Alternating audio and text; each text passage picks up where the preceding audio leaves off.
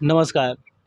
आप देख रहे हैं सन भारती न्यूज़ और सन भारती न्यूज़ की टीम इस वक्त आपको नासरीगंज नगर पंचायत का हर अपडेट प्रत्येक जनता तक पहुंचाने का प्रयास कर रही है। तो यहाँ पे अभी हम वर्तमान प्रतिनिधियों से मिले, जनता से मिले और ये जानने का प्रयास किए कि विकास का स्थिति क्या है। अब हमारी टीम यहाँ पे जो चर्चित चेहरे हैं प्रत्याशी के रूप में आने वाले चुनाव को लेके, उनसे मिले और ये जानने का प्रयास करें कि इस बार का चुनाव लड़ने का कारण क्या हुआ, मुद्दा क्या है, क्या मैनिफेस्टो है, किस तरह का समर्थन यहाँ की जनता उनको दे रही है। तो अभी हमारे साथ मौजूद है उप चेयरमैन पद के प्रत्याशी टुन्ना बख्शी। तो सबसे पहले आइए हम आपको उनसे मिलवाते हैं। बहुत बहुत स्वागत है सर आपका हमारे चैनल पे। जी सर, धन्यवाद। इस बार चुनाव लड़ने का सबसे पहला मुद्दा है कि हमारे यहाँ जो बुनियादी विकास है वो आज तक नहीं हो पाया, चाहे वो शिक्षा के लाइन में हो या स्वास्थ्य के लाइन में हो। अनेक कोई भी कार्य बुनियादी जो है, जन वितरण हो, जो भी हो, कोई बुनियादी कार्य आज तक यहाँ नहीं हो पाया है। यहाँ पढ़ाई का समस्या में बच्चों को कोई ना कॉलेज है, ना ढंग के स्कूल है, और जो हैं भी तो उसमें टीचर नहीं है। स्वास्थ्य में कोई सुविधा नहीं है। मैं एक बार दौरा किया पीएचसी यहाँ हॉस्पिटल का, एक मरीज को देखे कि पेशाब रुका हुआ है, वो बेचैन है, परेशान है, लेकिन वहाँ कैथलेटर नहीं है कि उसका पेशाब उतारा जाए। बाथरूम नहीं है इतना साफ सुथरा कि वो बाथरूम में जा सके, जहाँ मरीज है खुले में बैठा हुआ है।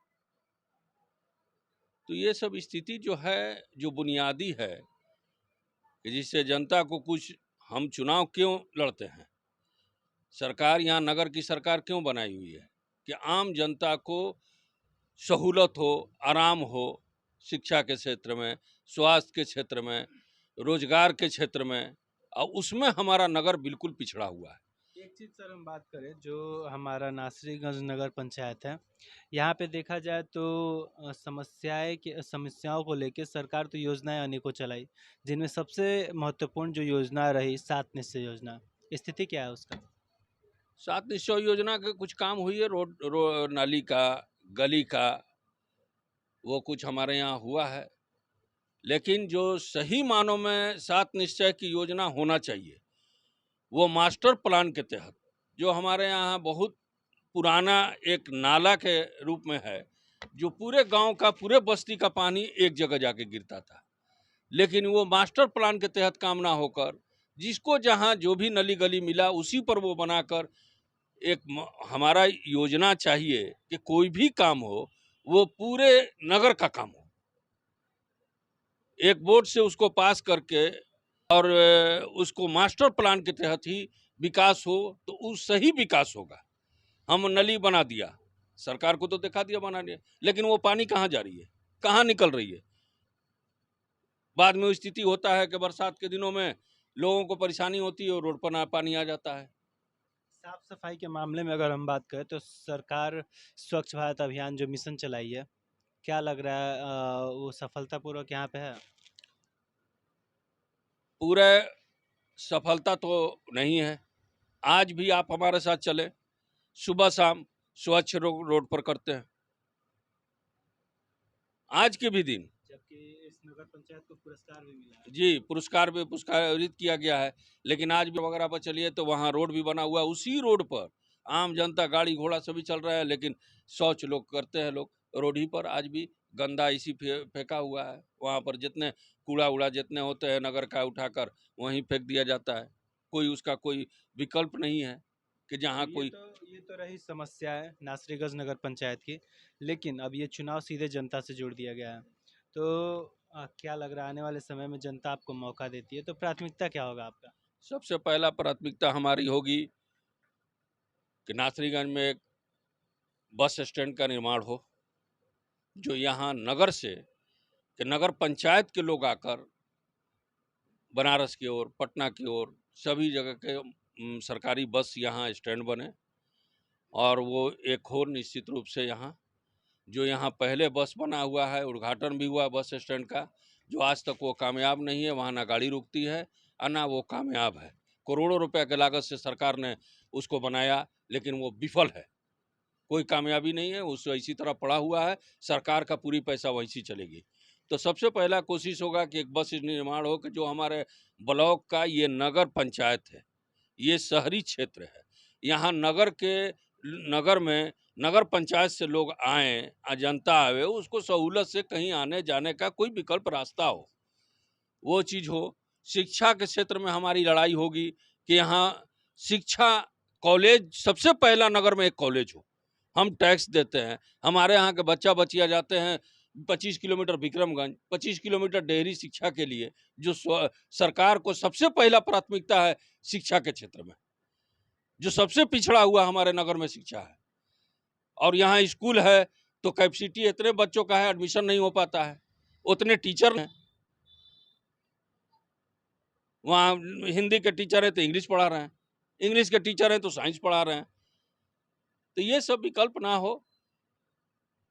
और भी बहुत सा स्वास्थ्य के क्षेत्र में सबसे पहला प्राथमिकता मेरा रहेगा स्वास्थ्य के भाई जो भी यहाँ से लोग जो उस लायक भी नहीं है इकोनॉमिक पोजीशन से, मजबूरी में यहाँ औरतों को डिलीवरी हो जाती है, इतनी कभी कभी समस्या होती है कि लोग डेहरी लाते हैं, बहुत लोगों को जान भी चली जाती है कि कोई व्यवस्था यहाँ नहीं है। वहाँ नर्स एक खोली हुई है, वही एक विकल्प है लोगों का आने जाने का। हमारे इतनी बड़ी ब्लॉक है, इतनी पुराना नगर पंचायत है, सारा चीज़ है। इसका ये हॉस्पिटल का ये है, कौन हॉस्पिटल है, रेफरल अस्पताल है। अब वहाँ सुविधा इस चीज़ की कोई चीज़ की नहीं है सुविधा, खाली रेफर भी किया जाता है, यहाँ से वहाँ जाइए, वहाँ से यहाँ जाइए। इसके अलावा पीएम आवास जो योजना है, ये कहाँ तक सफल है? पीएम आवास योजना अभी तक तो हमारे यहाँ कुछ लोगों को मिला है, लेकिन ज़्यादातर लोग पेंडिंग में, किसी ना किसी कारणवश से सब लोगों को, लेकिन जिनविन लोगों को भी नहीं मिल पाया है। तो अभी तक जो उप चेयरमैन का कार्य है, उससे जनता समझ नहीं पाती है, ज़्यादा वैल्यू चेयरमैन को देती है। तो जनता से क्या कहना चाहेंगे उप चेयरमैन पद को लेके, और क्या अपील करना चाहेंगे आगामी चुनाव को लेके, जैसा कि आप उप चेयरमैन पद से हैं? हम उप चेयरमैन पद से, देखिए अब आने वाले दिन में कैसा सरकार का नियम आता है, उसको फॉलो होने के बाद ही कुछ हम निर्णय ले पाएंगे कि आगे हमको क्या करना है।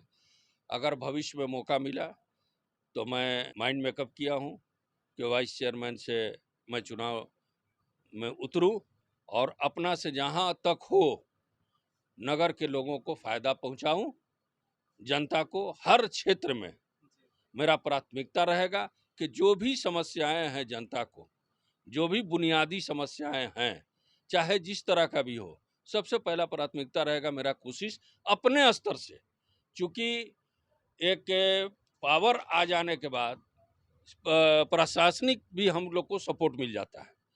अभी हम चाह के भी वो उतना वो प्राथमिकता नहीं मिल पाता है, कोशिश हम चाह के भी नहीं कर पाते हैं, चूँकि प्रशासनिक हम लोग को सपोर्टिंग नहीं मिल पाता है।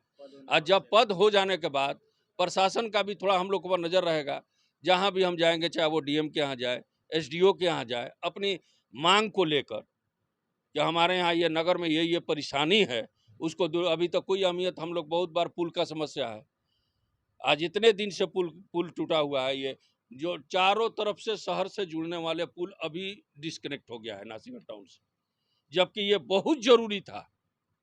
इतने जनता को परेशानी है, प्रशासन को भी है कि 1 किलोमीटर घूम के वो अपना ऑफिस जाती है, लेकिन किसी का भी कान में जूं नहीं रेंग रहा है।